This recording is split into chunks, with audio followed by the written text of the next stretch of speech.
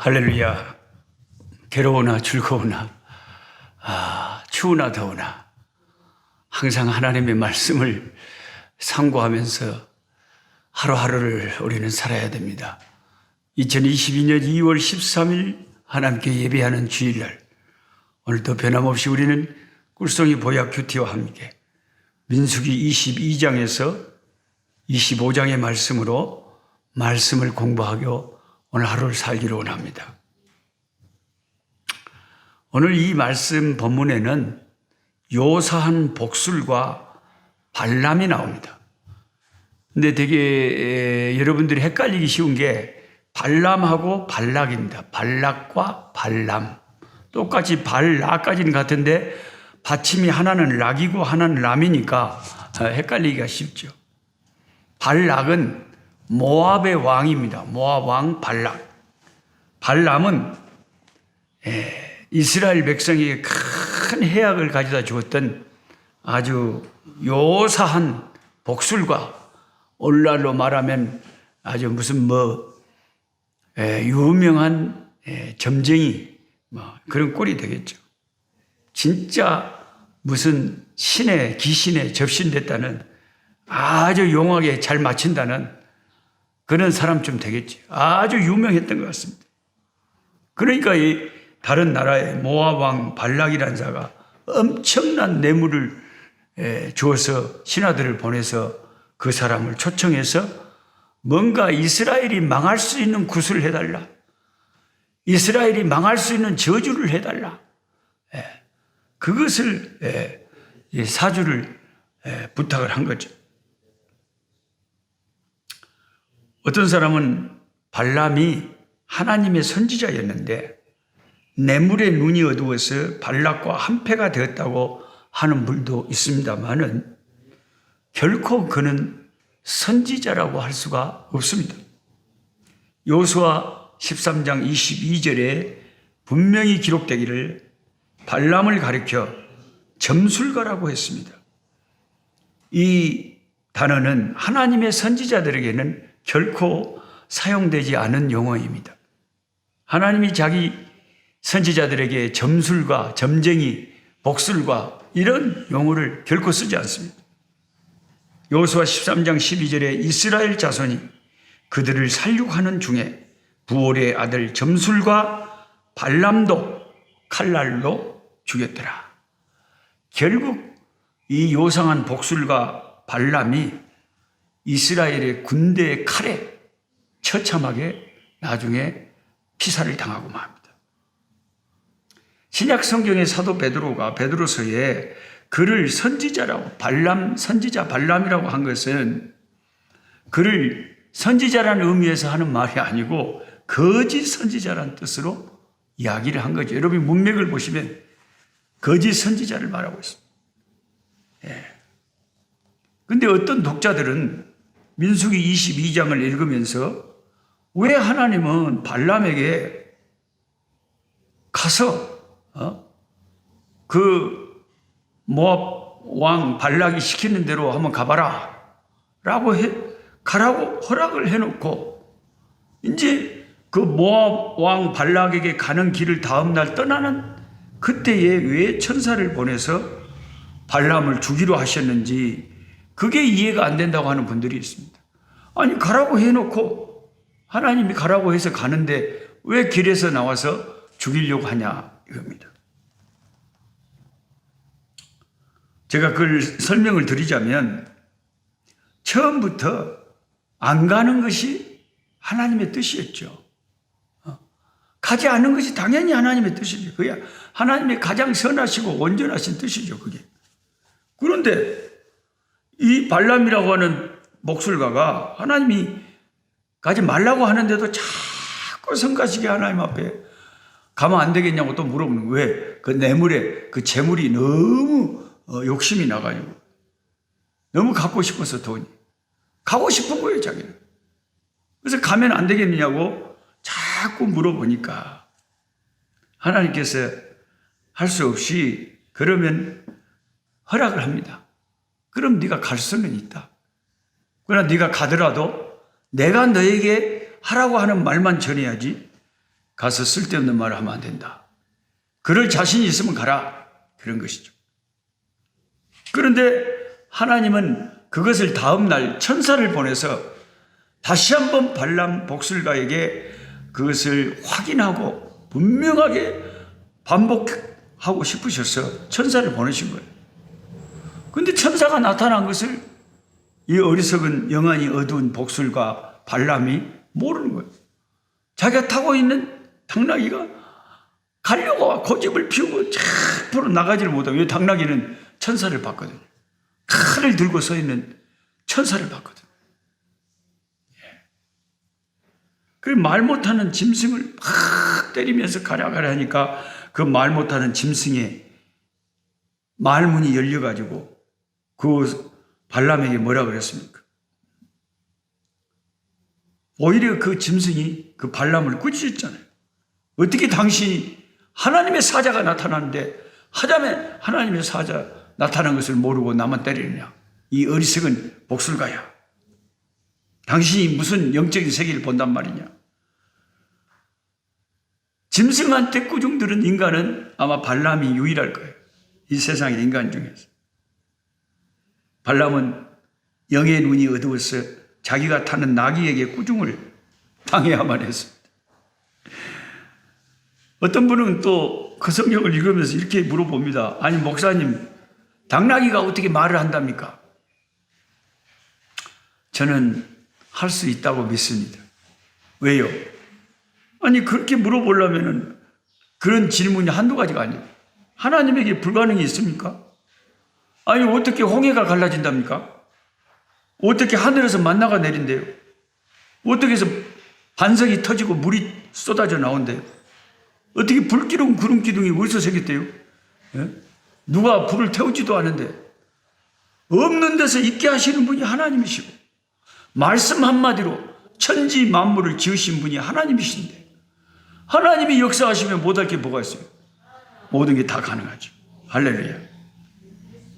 발람은 결국 하나님의 사자를 만나고 짐승에게 꾸중을 듣는 사건을 통해서 무슨 생각을 하게 됐겠습니까? 하나님 말씀을 똑바로 말씀에 순종하지 않으면 내 생명은 안개처럼 사라지겠구나. 큰일 나겠구나. 겁을 잔뜩 먹은 거죠. 시작부터. 하나님이 그렇게 하시려고 천사를 보내신 거죠. 절대 발람이 또 돈에 눈이 뒤집혀서 엉뚱하게 이스라엘을 저주하지 못하게 하시려고 하나님 시작부터 분명하게 하나님의 능력을 짐승을 통해서 말하게 하심으로 천사를 보여주심으로 이 발람에게 메시지를 주신 것이죠. 그래서 모압 왕 발락 앞에 섰을 때 발락이 엄청난 예물을 약속하면서 이스라엘 백성을 저주를 다 걸어가지고 저 백성이 망하게 해달라. 하나님의 택한 백성을 감히 누가 저주합니까? 그 저주하는 그 사람이 저주를 받죠. 그런데 3번이나 요구했는데 3번 다 저주 대신 발람은 이스라엘 백성을, 하나님의 백성들을 축복하고 맙니다. 너무 하나님이 두려웠겠죠. 그렇게 축복하지 않으면 자기가 죽는다는 걸 알기 때문에 그럼 어쩔 수 없이 이스라엘 백성을 저주하지 못하고 축복했던 것입니다. 그런데 이제 독자들이 의문을 갖는 것은 아니 분명히 발람이 이스라엘 백성을 3번이나 축복을 했는데 모압 왕 발락의 말을 안 듣고 저주 대신 오히려 축복을 했는데 왜 하나님이 그를 이스라엘 군사들이 가나안을 점령할 때 그도 칼에 맞아 처참하게 죽게 만드셨을까? 왜 심판을 하셨을까? 그 이유가 여러분 민수기 31장 16절에 보면 나와 있습니다. 참 성경은 재밌어요. 민수기 31장 16절을 읽으면 보라 이들이 발람의 꾀를 따라, 발람의 꾀가 있었어요. 이스라엘 자손을 부올 사건에서 여호와 앞에 범죄하게 하여 여호와의 회중 가운데 연병이 일어나게 하였느니라. 부올 사건이 뭡니까? 이게 민수기 오늘 본문 25장에 자세히 나오죠. 이스라엘 백성들이 모압 여인들과 음행을 하고 우상 숭배에 가담을 합니다. 그 우상 숭배와 음행 때문에 이스라엘 진영에 하나님의 심판의 진노가 내려서 전염병이 돌았는데 2만 4천 명이 그 전염병으로 목숨을 잃었습니다. 코로나로 지금 우리가 한 2년 이상을 이렇게 대한민국도 다른 나라들처럼 고통을 당하고 있는데 몇만 명이나 코로나로 죽었을까요? 몇만 명까지는 또 안 될 수도 있지 않을까요? 미국은 수만 명이 죽은 게 틀림없습니다만.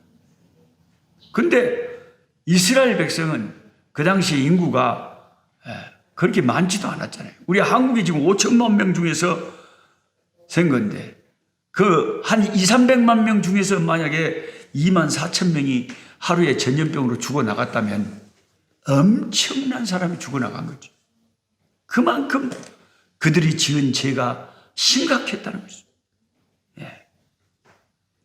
매일 사람들이 연병으로 속절없이 쓰러져 퍽퍽 죽어갈 때 그 질병을 끝낸 이가 제사장 비느하스였죠. 제사장 비느하스가 시므온 지파의 족장 시므리와 미디안 수령의 딸 고스비를 간음의 현장에서 그 간음의 현장 장막을 찾아가서 창으로 찔러 죽였습니다. 그 둘이. 그때 비로소 여호와의 진노가 그치고 전염병이 멈춰섰습니다. 성경을 꼼꼼하게 읽는 성경 독자들은 민수기 26장의 새 세대의 인구 조사를 자세히 살펴보면서 가장 인구가 늘어난 지파가 어딘가, 가장 인구가 감소된 지파가 어딘가를 발견할 것입니다. 광야 생활을 시작하기 40년 전에 민수기를 시작할 때, 그 행군을 시작할 때 인구 조사했잖아요. 그리고 40년 후에 이제 가나안 정복을 앞두고 다시 인구 조사를 하는데 이 40년 사이에 지파들의 인구 조사에 인구가 크게 차이가 난다. 40년 전 인구 조사 때 이 시므온 지파의 인구가 59,300명. 원래 크게 생각하면 그냥 6만 명이었다고 생각합니다. 6만 명. 그런데 그 인구가 40년 후에 시므온 지파의 6만 명 지파 인구가 몇 명으로 줄었습니까? 22,200명으로 줄었습니다. 거의 3분의 2 가까이가 광야에서 물론 그 나온 자들은 다 죽고 그 자녀들이 다시 이제 성장해서 인구를 채우는 것이지만 하여튼 인구 감소가 40년 전보다 심각하게 3분의 2나 감소된 지파가 시므온 지파라는 것입니다. 이런 성경을 꼼꼼히 읽는 독자들은 참 받는 교훈이 클 거예요. 이 음행의 죄가 크구나. 이 우상의 죄가 크구나. 부올의 음행 사건 때 시므온 지파의 족장이 음행하다 발각되어 죽을 정도였는데 그러면 그 지도자가 그런 짓을 했으면 그 시므온 지파에 속한 젊은이들이 얼마나 많이 그 음행과 우상 숭배에 가담을 했겠니? 그래가지고 그 전염병으로 죽을 때 얼마나 많은 시므온 지파의 젊은이들이 죽었겠는가 하는 것을 우리가 짐작할 수가 있는 것입니다. 이 모든 비극은 요사한 발람의 꾀에서 시작이 됐다고 성경은 민수기 31장 16절에서 밝히고 있지 않습니까? 발람의 꾀를 따라 그는 여호와 하나님이 무서워 어쩔 수 없이 저주를 하지는 못했지만 내내 그 모압 왕 발락의 뇌물이 너무나 탐났을 것입니다. 그 탐심을 이기지 못하고 결국 가던 길을 되돌아가서 모압 왕에게 이스라엘을 파괴할 수 있는 묘책을 꾀를 알려준 것이죠. 아름다운 여자들을 모압 여자들을 선발해갖고 미인계를 써라. 그래가지고 저녁에 싹 저 이스라엘 남자 젊은이들 앞에 다 예쁜 모압 여자들을 서로 만나게 하고 눈에 띄게 해서 그 모압 여자들을 좋아하는 그 젊은이들이 우상 숭배하게 하고 음행하게 해서 그렇게 이스라엘 백성이 음행과 우상 숭배에 빠지면 그들의 하나님이 결코 그들을 가만두지 않고 심판하실 것이다. 그러면 그들의 세가 현저히 줄었을 때 너희들이 침공해서 없애버려라. 이렇게 깨를 빌려 주었다는 것입니다. 얼마나 무서운 타격을 그 깨 때문에, 그 악한 전술 때문에 이스라엘이 당했는지 모릅니다. 요한계시록 2장 12절을 보십시오. 그러나 내가 두어 가지 책망할 것이 있나니 거기 네게 발람의 교훈을 지키는 자들. 발람의 교훈이 뭐예요? 우상 숭배하고 음행과 우상 숭배, 이게 발람의 교훈이에요. 발람이 발락을 가르쳐 이스라엘 자손 앞에 걸림돌을 놓아 우상의 제물을 먹게 하고 행음하게 하였느니라. 지금도 이 세상은 발람의 깨인 음행의 덫으로, 우상 숭배의 덫으로 가득 차 있어요. 수많은 사람들이 음행의 덫에 걸려 있고 수많은 사람들이 우상 숭배를 너무너무 좋아해요. 한국도요, 무슨 스님의 이런 유튜브 같은 데서 법륜 스님이 뭔 스님이 뭐 강좌 하나 해봐요. 수백만 명이 구독을 하고 봅니다, 여러분. 저 같은 이런 선교사가 이 생명의 말씀을 이렇게 전하는데 하루에 보는 사람들 불과 한 7, 800명 됩니다. 사람들이 진리에서 길을 돌이켜 허탄한 이야기를 좋아합니다. 그들을 구원할 이야기가 아닌데 수백만 명이 와, 저 스님의 말을 들어보자는 거죠. 구원의 말씀, 생명의 말씀, 이 성경 말씀은 사람들이 듣기 싫어하는 거죠. 얼마나 우상의 덫, 음행의 덫으로 한국 사회가 물들어 있는지 모릅니다. 완전히 발람의 깨에 너무나 심하게 빠져 있는 거예요. 교회 다니는 성도인데도요, 목사님인데도요, 대통령 후보를 뽑는데 손에 왕자 써놓고 점쟁이들 말 듣고 이런 사람들을 내가 좋아하는 정파라고 뽑아준다는 거죠. 그러면서도 그들은 그리스도인데도 그런 것은 전혀 개의치 않습니다. 내가 뽑는 대통령이 무당을 섬기든 무당 말을 듣든 구술하든 무슨 상관이야? 내가 원하는 정권, 이것을 세우면 되는 거죠. 어느 순간에 하나님 말씀보다, 어느 순간에 성경보다 자기 정치적인 이 야욕이 앞서 버리는 결과를 가져. 예수를 믿는 우리들이 진짜 주님을 사랑한다면 이 음행의 덫과 우상의 덫을 조심해야 됩니다.